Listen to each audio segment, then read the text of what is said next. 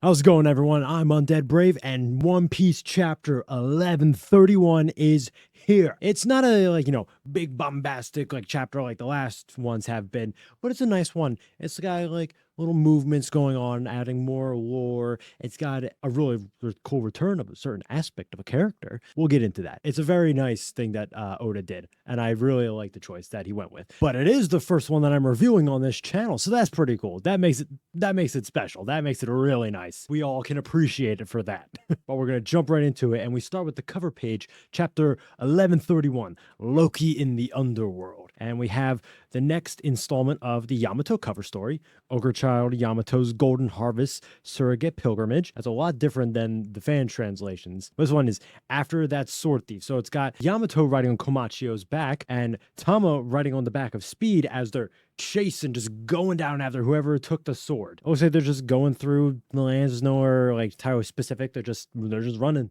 They're just going. And I gotta say, Speed looks so weird with this. It's so strange because there's no color. And so the fact that she's a centaur, her front legs in the way that this looks without coloring or anything, they just look like normal legs, but then they got like the hooves at the bottom. But it just looks so weird. Cause the bottom muscles that are right there where it's attached to the horse's torso. I don't know how to best represent this besides just what the picture shows. Kind of looks like a butt. It kind of looks like a butt, but obviously it's not. They're just the front legs of the horse. So it just looks weird. It just looks weird. But getting into the actual chapter, we start off with Luffy talking with Loki. Well, not really talking with Loki. There's not really a conversation going. It's just Luffy just rambling. He's just going on and on, being like, "Oh my God, we're in Elbaf. I knew this was Elbaf. We've been waiting to get here for ages. Everything is really huge in Elbaf." And then Loki just chimes in. He's like, "Oh yeah, good for you. By the way," and then Luffy just jumps right back in. "I wonder if Usopp will figure out when he gets up there." And then Loki just, "Hey," and then Luffy just keeps going like blah blah blah blah blah, Elbaf, Elbaf, Elbaf.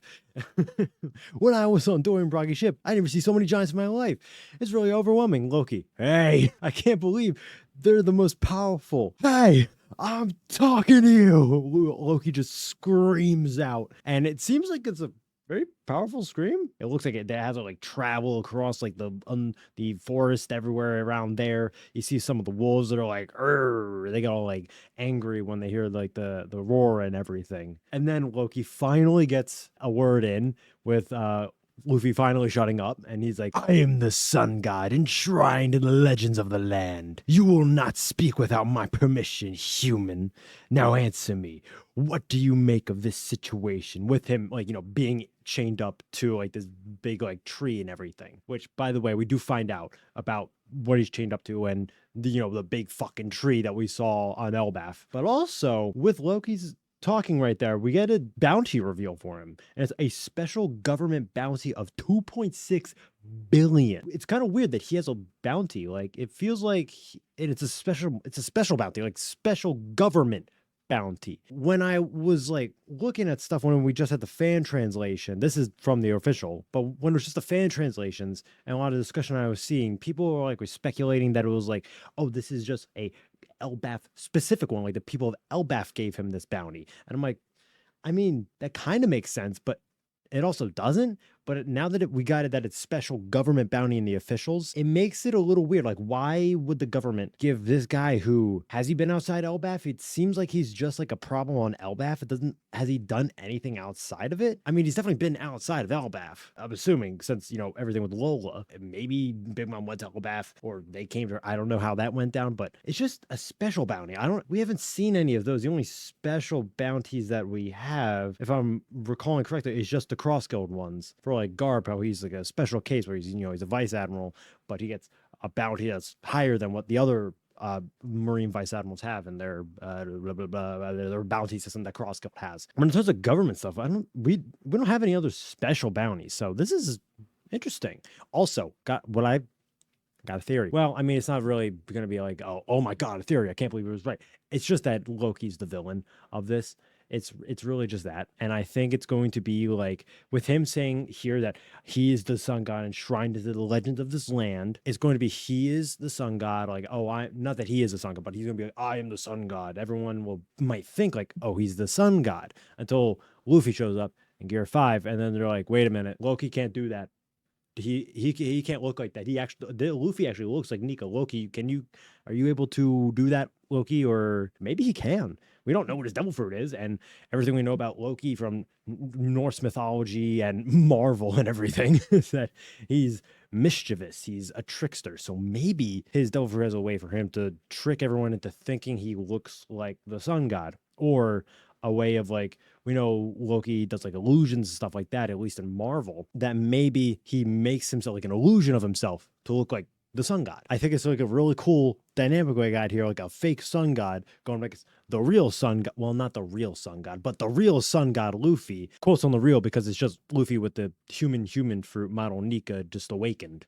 So technically it's not the actual sun god, because it'd be like the sun god, and then if Vegapunk's things of like, oh, people's imaginations made the devil fruits, then it would be like, we want to be the sun god. Oh, we got this fruit now. Oh, I'm Joy Boy. I am now Joy Boy. I'm also the sun god Nika. Oh, I'm dead. 800 years go by. Boo, boo, boo, boo. Maybe just a thought that I had. But Luffy, the real sun god, versus Loki, the real sun god, as like the big fight of Elbath. That's what I'm thinking. But moving on, more discussion going on with Luffy with Luffy and Loki. Almost said Luffy and Elbath there. Oh, but things are going great right now in my brain. So we got Luffy being like, what do I make of it? That you're chained up. And Loki's just like, keenly surprised, but no man chooses to be chained. I am no exception in this regard. I would rather be free. They just, he's like, I've been chained here for 6 years. And Luffy's like, 6 years? Whoa, that's crazy, man. And then Loki's like, I consider myself the strongest in all of Elbath. But this tree here is known as the Jewel Tree Atom. We get revealed that this is the Atom Tree. Also, pretty sure we've heard it called the Treasure Tree Atom, which is what the Sunny's made out of, which, if I'm not mistaken, costs a fucking lot to actually be able to make. I should not curse as much. I do apologize about that. And he says that the Jewel Tree Atom forms the very kingdom of Elbath, Warland itself, and that he's also revealed to be in Sea Prism Stone chains, which, makes sense. Everyone probably thought that. That's a lot of Sea Stone, though, I gotta say. I thought Sea Stone was supposed to be like pretty rare. I guess it is, but like a 90% of it, most of it is just on Elbath, just having Loki just chained up, because he's a giant, and also we don't know if the chains go all the way around the Atom Tree, or if it's just like at a certain point they're just like bolted into the tree. If they go all the way around, that's a lot of sea stone. They're also big enough for a giant. That is a lot of sea stone. But he is chained up with sea stone. He's like, this is why I can't move. This is why I'm still stuck here, which makes sense, because that also confirms that, yeah, he is a devil fruit eater. We know he killed his dad to get a legendary devil fruit. It is confirmed that he did actually eat the devil fruit, which we still don't know what it is. But then Loki's like, I have a question for you, Rhodey. And Luffy's like, it's Luffy. Would you want to make a deal, Luffy? And here we go with the trickster mischievousness of the Loki lore that we know from other sources of media. He's like, you're a pirate. If you undo these chains, I will completely eliminate one rival pirate crew of your choosing. The key should be in the village. But he also says that he won't force him if he doesn't want to. And then Luffy's just like, and looks off in the distance because he sees some other things. He senses some stuff going on over there. And Loki then reveals that where they are is called the underworld in Elbath. It's like, he says it's the prison and the execution yard of all people who were deemed to be criminals and dropped down here, which begs the question. Road had a castle down here. Is Road technically a criminal? Because he's like not a good guy. People don't necessarily like him. He just happens to be a good navigator, and that's why he's on the new Giant Warrior Pirates. It was either Gerd or Goldberg. I forget which one off the top of my head said it, but they were like, oh, Road should be the one to have the title of Shame of Elbath instead of Loki.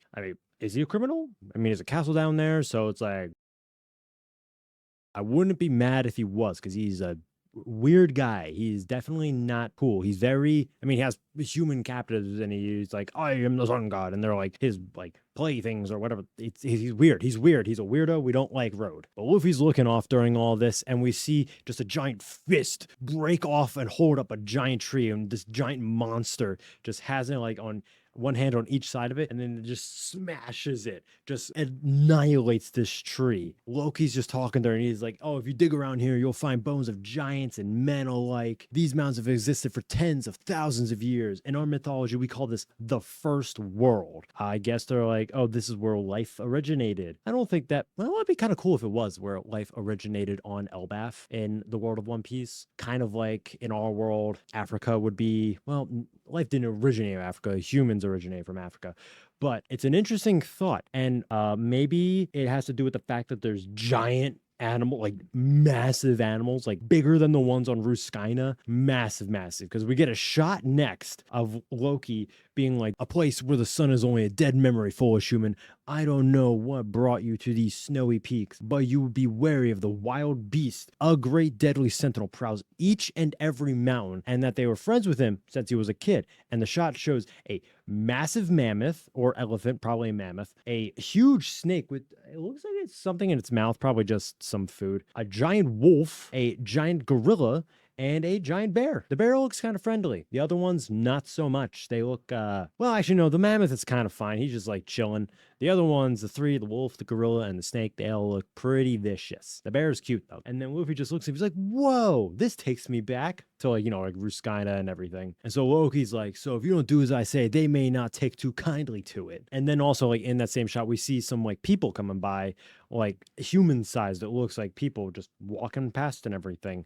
Well, not past, but, like, coming up to them. And Loki's like, oh, these little ones are humans that tried to do war with Elbaf. And now they wear stinking robes so they don't get attacked by these animals, but they're basically walking corpses. And then they're like, whoa, man, what the hell, Loki? Well, come on, sir, why, what, you don't need to say all that. So I guess this is like his underlings sort of thing. Even though he's chained up, can't move, he still can force them to do as well, because, you know, he's obviously extremely fucking strong. And then they're like, who's this guy, referencing Luffy? Can we rob him? Maybe he's got something. We don't want to get knocked down unconscious like last time. I mean, you don't expect to run into red-haired Shanks of all people. And Luffy literally is chilling in the palm of the giant gorilla, has completely tamed all these giant sentinel beasts in literally like a split second. And he's just like, huh? Did you just say Shanks? And then every one of them, the like stinking humans or whatever they're gonna get called, just Loki's underlings, and Loki are all just looking at this, looking at Luffy completely tamed the giant monsters, and they're like, who is this guy? How did he do this? What? This doesn't make any sense. He just met them. Like, Loki's literally like, what? Wait a second. Who is that pipsqueak? And then Luffy just comes back over. He's like, did Shanks really come here? And then Loki's like, you know red hair? And Luffy's like, yeah. And Loki is just, ooh, mischievousness of Loki getting into play here. As he's like, you mean that coward of a pirate? He certainly did. And before he can even finish that, Luffy is already in Gear Force and launches a fucking Kong gun, and Loki just turns his head, which I'm assuming he turns his head. It smashes into the tree right next to him. I'm pretty sure he moved his head. It wasn't that Luffy just like missed. Luffy wouldn't have just missed to intimidate. He would have gone straight for the forehead right there. So Loki has enough movement to just go, as the fist goes right past into the tree. And then he's like, whoa, I was only joking. I was just joking. And Luffy's like, what? Don't say that, even as a joke. And Loki's just like, I'm helpless here. I can't defend myself. I'm just joking, man. And then what I think it's a thought bubble. It looks like it's a thought bubble with the way that the wavy lines and it looks kind of cloud-like. Is Loki being like, the instant I get these chains off, I'm going to kill him. He's going to try and kill Loki. He's going to try and kill Luffy, which also furthers the theory of him being the main antagonist of this arc. And Luffy is just like, then you better not make me mad. Next time you say something like that, I'll embed you into that tree. Luffy just being like, I will beat the shit out of you, so don't say anything bad about my friends or my mentor or anybody that I like. For a matter of fact, I just met you, man. So calm down, or I have to throw these hands at you. But Loki, still being the cocky bastard, he's like, you wouldn't dare, idiot. And Luffy's just like, and? Why was Shanks here? Did he come to see you? That couldn't have been why he was here. Is he still in Elbaf? And then Loki just be like, yeah, you're not going to get those answers for free. So we're probably going to get something going on there with Loki and Luffy, because that's the last we see them in this chapter. Because then we move on to back to the rest of the Straw Hats that are on Elbaf, Sanji, Nami, Zoro, Usopp, and Chopper as they're on the bridge going up into the tree. Well, Nami's just like, whoa, it's really shaking. And Usopp's being like, I'm gonna die. Not helping the fact that he's supposed to get braver in this arc. It's just the beginning, so I fully am fine with him being like this. But come on, Usopp, man, we gotta do better than this, man. This is supposed to be our arc, man. If I don't see character development, man, I'm gonna be a little bit annoyed with you, Oda. He's gonna do it. I fully trust him. He's gonna give him some good stuff. But Usopp's actually looking behind with like some binoculars and is like, is that what I think it is? And he just sees Road just hauling ass up the bridge. And he's just like, that guy looks all charged up like got hit by lightning. And he says it's probably whoever that guy is under the sun god mask. Which, yes, it was. It was him. But I also see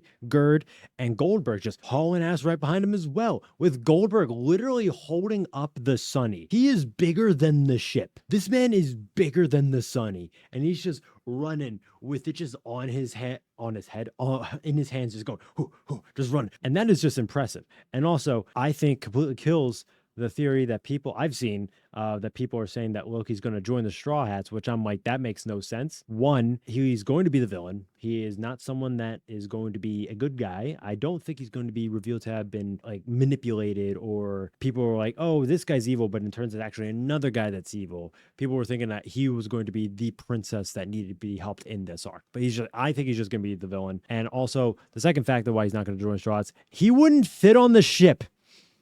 He would not fit on that goddamn ship. He would have to have his own special boat. We all know that is just not going to happen. We're sticking with just the Sunny. But yeah, they're hauling ass, and the Straw Hats are like, oh my God, we got to go. We got to get up to the top of that bridge, because that's where the finish line is, and I'm sure that's where the village is. So we got to haul ass before they catch us, or we're goners, because they don't realize that they're part of the new giant warriors who love the Straw Hats, except for Road. Road doesn't like them. But all the rest are like, the Straw Hats. They're Hydrogen's saviors.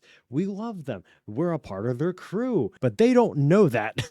And speaking of Hydrogen, next panel, it's him with Stanson, their shipwright. And they're on the underworld as well. They're just down there. So maybe him and Luffy just run into each other. Honestly, I can see that happening. But they're down there, and they killed a big old moose, because they're going to use that moose, the meat from the moose, to give to the Straw Hats, which I'm assuming they know that they're here or on their way. They definitely know they're on their way, because they were wanting to go to Egghead to save them, but Dorian Broggy had seniority, and then they were able to go instead of them. So they're just preparing, because they may not know, Hydrogen might not know that they're there now, unlike Road, Goldberg, and Gerd.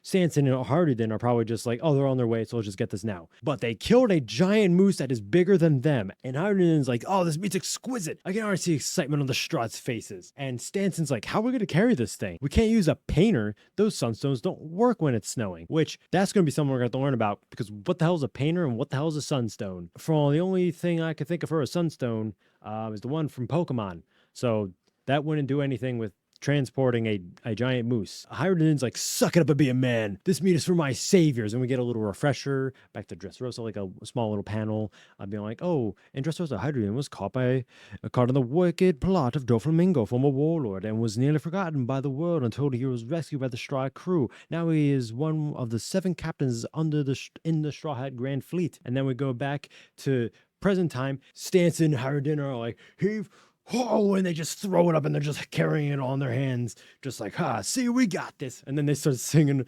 along their way as they're walking past, doing like a little dance, like putting their feet up in the air. They're like, we are the mighty warriors of Elbaf, the new giant pirate crew, or however it might go. And with that, we also just see like a little panel of the new giant warrior pirates, which is only 5 people. It's only 5 giants, which I'm like, that's actually a very small crew. I would have assumed that maybe we would have more, and these would be like the 5 main ones, but it's just 5. Just as a pirate crew of 5 young giants from the generation after Dorian Broggy. It's just Hydrogen is the captain, and then you got the cook is Goldberg, the doctor is Gerd, the shipwright is Stanton, and the navigator is Road. So I thought they would have a bigger crew, but hey, it's whatever. It works for them. They're giants, so that's fine. Assuming they'll be all right regardless of what happens. But speaking of other giants, we go back to the Dorian Bragi ship with the rest of the Straw Hats, as we get a shot of them going across the sea with a giant serpent in the background, just adding more into that everything is massive at Elbaf. And it's Brooke being, what do you think, Robin? I've never cut a woman's hair before.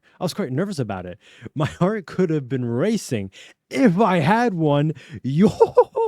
And then I don't know why. This just makes me laugh because he says the skull joke and then he just looks, it's just a shot of him. He looks pissed off and he's just like, skull joke! Just all like mad. I don't know why. That just makes me laugh. I don't know why. I just find that humorous. I like Brooke. He's one of my favorite characters. And then in the background, we have Lilith being like, you don't have a heart, so unscientific. Bonnie being like, you look really cute, Robin. Frankie being like, I haven't seen that look on you in ages. Jinbei, that's stunning. Well done, Brooke. And we get a return of the bangs. Robin's bangs are back. The bangs are back, baby. It's not fully like her pre-time skip hairstyle. It's a little different. It's like a mixture of pre-time skip and post-time skip, which I like. I think it's a really good idea to have like a mixture of both. And that's what it looks like. And she looks great. She looks awesome. And she's like, it's perfect. Thank you, Brooke. And obviously she's doing this because they're going to Elbaf. She knows Saul's there now. So she's like, I'm going to have this haircut back so Saul recognizes me easier. And that's exactly what Dorian Bragi say. They're just like, oh, so it's the look you had when you met Saul. Then he'll especially be happy to see you. And then you have Frank Hughes crying. He's like, oh man, I just know this reunion will have me bawling. If the reunion happens, I swear to God, Oda, just give me a hot second because we're going to get to where I'm really concerned. But then you got Oimo and Kashi be like, that's the hairstyle we remember too, Robin. And then she's just like looking so content and happy. And then we get another shot of Elbaf, smaller on like the sea level behind the ship of the giant pirates. And it's just a massive tree that obviously is the Atom Tree. And they're like, the mist is cleared, land ahoy, prepare to moor. I don't know what moor means. I'm sure that means like land or anchor or something like that. We're like, the island of giants is gigantic. We gotta have a toast when we get to the harbor. Yeah. And then it cuts into Elbaf. You don't see like much of anything with Elbaf. It's, I honestly can't even tell like what the picture is, but it's like, big trouble. Some guy's running. He's like, it's Dr. Saul. He's fallen and he won't get up. And I swear to God, if we do not get a Robin and Saul reunion that is happy, I am going to be very upset. Oda's definitely going to give the reunion. That's 100% going to happen. He wouldn't just be like, oh, sorry, Saul died right before you showed up. Oops, better luck next time, even though there's not going to be a next time because he's dead already. It's not going to happen. If Saul dies, it'll be like oh, he's on his deathbed and Robin shows up and Saul's like, oh my God, Robin, you're still alive. I'm so happy to see. Well, he obviously knows that Robin's still alive, but Robin, I'm so happy to see you again. I'm dead now, though. I can rest in peace knowing that I've seen you one last time. Bleh.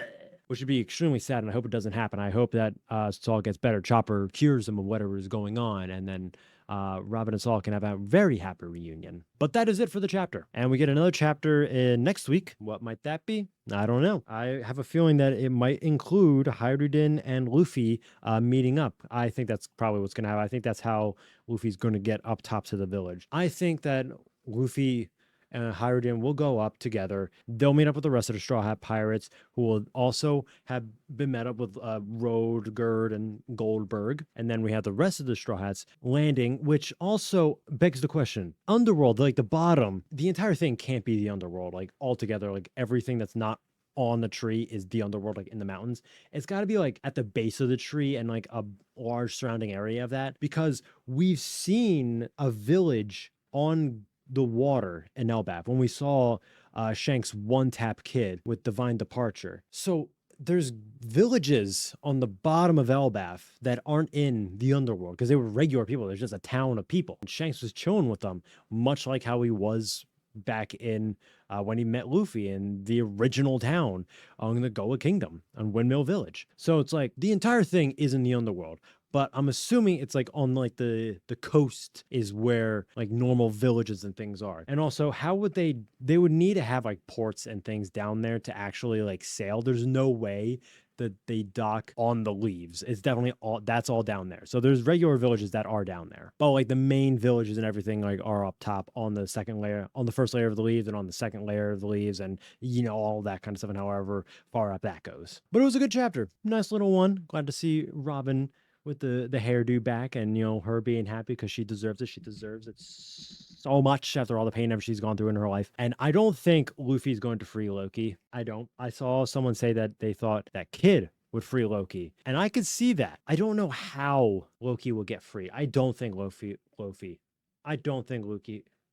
I don't think Luffy's going to do it, but also begs a question as to why Shanks was down there. And I also saw people talking about like a theory of like when Shanks went to the Gorosei being like, I want to talk about a certain pirate. What if that pirate was Loki? We don't know if Loki's a pirate. He could have been a part of the Giant Warrior Pirates or was supposed to be part of the new Giant Warrior Pirates or just something like that. And then Shanks went talk to Gorosei and be like, hey, Loki, this guy on Elbaf, super strong. He's the strongest giant warrior on Elbaf, and he's very dangerous. He could kill so many people. He could wipe out so many things. You guys would be absolutely fucked if you saw him. What if he's the one that he was talking to Gorosei about, and not Luffy or Blackbeard, who are the other two that people were thinking about so long? But now there's this. Now there's possibility of being Loki. It also makes sense with the special government bounty. We are only just getting started with this arc, and I am imagining that we are going to be at this arc for quite a while. I imagine there's going to be a long arc. I have a strong feeling this might be the last long arc that will be like its own like one-off story. We might get some like things from outside like that will play into like the final saga, but I have a feeling like by that I mean like God's Knight's coming in or some other characters like that, Big Mom returning. In terms of like being like one-off, like how we go to one island and there's like the island is the arc and there's set things already on the island that we have to do about, like it's everything is the story is basically enclosed in this arc. Otherwise where you got like Egghead where it's like, oh, the world is really involved in this arc. It's not just isolated on this island with just the people here. You got the Gorosei coming in. You got the Buster Call all coming in. You got all that happening. This one, I think, is just going to be Elbaf. Also, I think Yamato and Vivi are going to show up in Elbaf as well. Once Yamato's cover story is done, Yamato's going to go and find the Straw Hats. I fully believe Yamato will join the Straw Hats. I am on that train of everything. It makes sense. Oda wouldn't just be like, hey, Yamato, join the Straw Hats. And Yamato being like, nah. That's not going to happen. Oda would not just tease us like that. That would be crazy. Also, I do think Vivi's going to join as well. But yeah, first chapter review on this channel. Went pretty good. I'm going to hopefully not get copyrighted by the images that I used. We'll see how that goes. My first time playing through this. But thank you all for watching. For right now, it might just be chapter reviews until I have enough time to fully delve in and make like long videos discussing about like characters, islands, arcs, things like that in general. It might just be chapter reviews for a little bit until I have the time for that, because obviously I'm managing other channels as well. Go subscribe to those. I'm also streaming. Go follow me on Twitch, and I'm also doing TikToks. Go follow me on there as well. I'm doing everything right now. Adding this channel on just puts more work under my load. I'm also working a 9 to 5, so hopefully I can one day quit that 9 to 5 and focus solely on all the content creation things that I'm doing, because there is far too much for me to be doing. I put way too much stuff on my plate. But yeah, thank you all for watching, and until next time, y'all.